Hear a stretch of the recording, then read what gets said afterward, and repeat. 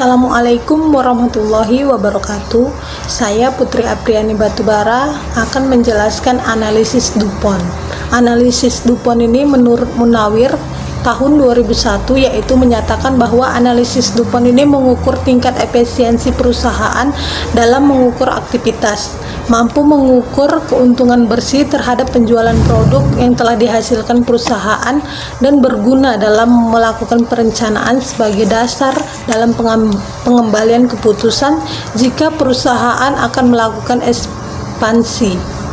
Menurut Lubis tahun 2018, analisis DuPont ini berfokus kepada 3. Yang pertama itu ada laba yang dicapai perusahaan, yang kedua itu ada tingkat investasi yang digunakan, yang ketiga itu ada pengembalian menghasilkan laba. Analisis DuPont ini terbagi menjadi 4, yaitu yang pertama itu ada analisis ROE, yang kedua ada analisis ROI, dan ketiga ada analisis NPM, dan keempat itu ada analisis TAT.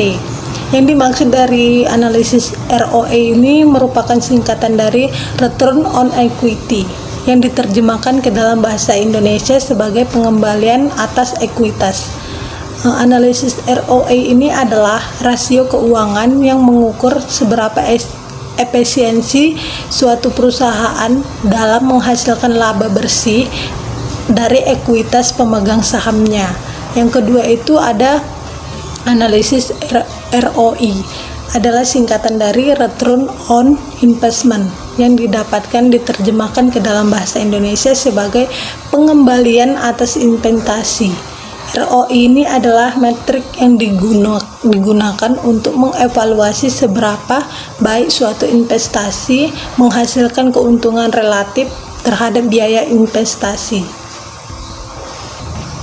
Selanjutnya yaitu yang ketiga ada NPM. NPM ini singkatan dari Net Profit Margin, dapat diterjemahkan ke dalam bahasa Indonesia yang artinya yaitu margin laba bersih. NPM adalah rasio keuangan yang mengukur persentase laba bersih suatu perusahaan dari pendapatan total. Yang terakhir itu ada TAT, dapat merujuk pada beberapa istilah dalam konteks berbeda, salah satunya yaitu ada turnaround time atau waktu putaran. Ini mengacu pada waktu yang diperlukan untuk menyelesaikan suatu proses atau tugas dari awal hingga akhir. Baiklah, di sini saya akan menjelaskan materi selanjutnya tentang pengertian analisis DuPont dari beberapa ahli. Analisis DuPont System memiliki beberapa kelebihan, seperti memudahkan perusahaan dalam mengetahui faktor-faktor yang mempengaruhi ROI perusahaan. Itu menurut Sanjaya tahun 2017. Terus ada analisis DuPont System merupakan ROI yang dihasilkan dan didapatkan melalui perkalian antara keuntungan komponen, sales, dan efisiensi penggunaan total aset dalam menghasilkan keuntungan. Itu menurut Syamsuddin tahun 2001. Terus ada DuPont System, ialah suatu analisis yang dimaksudkan untuk menunjukkan hubungan antara ROI, TATO, dan profit margin. Itu menurut Rianto tahun 2009. Jadi dapat saya jelaskan bahwa ROI ini singkatan dari Return of Investment. Misalnya nih, perusahaan mempertimbangkan perusahaan ABC. Perusahaan ABC ini memiliki ROI sebesar 10% dengan menggunakan DuPont System. Nah, dapat kita pahami bahwa ROI ini bisa dicapai dengan menggunakan margin sebesar 5% dan perputaran 2 aset, yang berarti perusahaan dapat menghasilkan 5% dari penjualan dan mampu memutar 2 kali aset dalam periode tersebut. DuPont itu memiliki sifat menyeluruh atau komprehensif, yang berarti DuPont System mampu seperti mengukur efisiensi pada penggunaan modal, terus efisiensi produk dan juga penjualan.